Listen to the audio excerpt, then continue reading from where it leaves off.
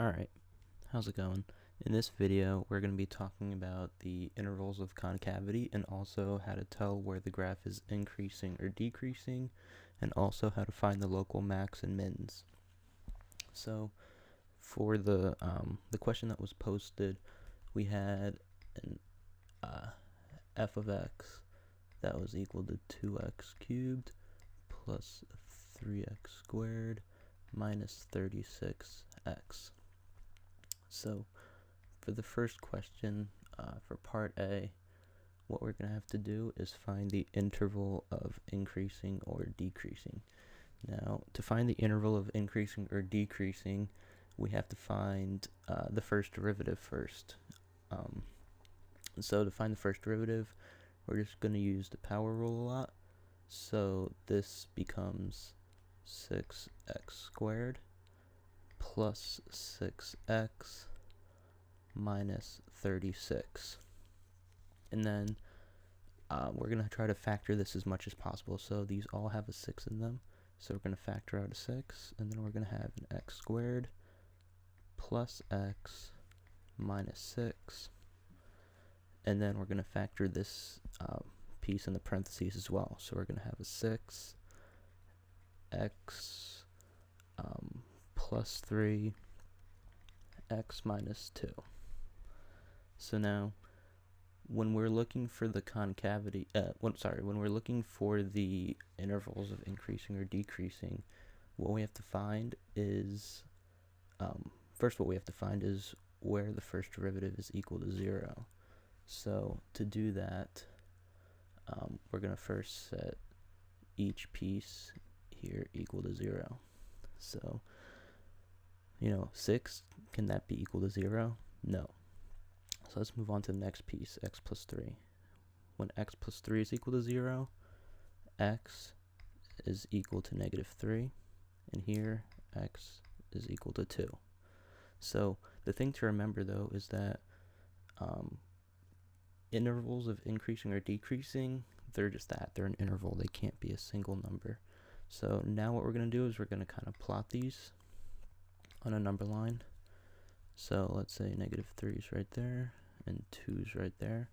And now we're going to have to plug in, a number from here, a number from here, a number from here, back into the first derivative to see if the graph is increasing or decreasing at that point. So let's start off between negative 3 and 2. 0 is a really easy number to plug in. So if we plug in 0, we get 6, 3, and negative 2. So a positive times a negative gives us a negative. So here it's decreasing. Now let's plug in negative 5. So 6, negative 2, negative 7. So positive, negative, negative gives us a positive. And now let's try something like 3. 6, 1, so positive, positive, positive gives us a positive. So now the answer to the question of where the graph is increasing or decreasing, well, it's increasing from, it's increasing from negative infinity to negative 3, and also from 2 to positive infinity. And thinking back, parentheses means that the number is not included. So a number like infinity isn't counted as like a real number, so that's why it's not included. And a bracket means it is included. Okay, so moving forward, where is it decreasing? It's decreasing everywhere where we had a negative first derivative. So from negative 3 to 2. And sorry, I just realized that everywhere where we have brackets, that should be a parenthesis, because at the values of -3 and 2, the derivative is actually 0, so it's no longer increasing or decreasing. Sorry about that. So the next part of the problem, problem B, says find the local maximum and minimum. Well, the local maximum and minimum, that's just found going back to these numbers right here. The zeros are the first derivative. So let's go look back at our interval. As we go from -infinity to -3, we know that -3 is either a maximum or a minimum. So let's think about it. If we're going up, and I know we're going and I know we're going up because of the plus signs. So if I know we're going up until we reach some point and then we start going down, then this point, that has to be a maximum, a local maximum.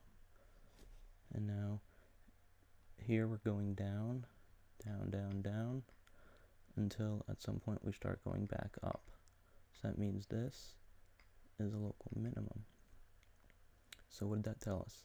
That just told us that for part B, -3 is a local maximum and 2 is a local minimum. Now, part C of the problem, part C wants to know concavity. So for concavity, we have to find the second derivative. So our first derivative, if we look back, was 6x squared. No, yeah, 6x squared. Whoops. 6x squared plus 6x minus 36. So now if we take the derivative of that, we get 12x plus 6, and that's it, because the derivative of -36 is 0. So to find the intervals of concavity, once again, we're just going to find the zeros of this. So we're going to factor it. Let's factor out a 6. And then we have 2x plus 1. And now we set each part equal to 0. So 6 can't equal 0, but this can equal 0. So we say 2x plus 1 equals 0. 2x equals -1. X equals -1/2. Once again, we're going to plot that on a number line, the -1/2 here. And just to simplify things, I'm just going to plug in -1 and 0 to test my interval. So if I plug -1 in here, I get -12 plus 6. So that's going to be a negative. And now if I plug in 0, I get 0 plus 6, which is a positive. So that just told us our concavity. We know that from -infinity to -1/2, we are concave up, and then from -1/2 to positive infinity, these should be switched around. We are concave, so we're concave down for -infinity to -1/2 because we're a negative, and here we're concave up. And one way to check if what we did makes sense is to actually take a look at the graph. So looking back, let's just check it out back from the beginning. We wanted to know where we were increasing or decreasing.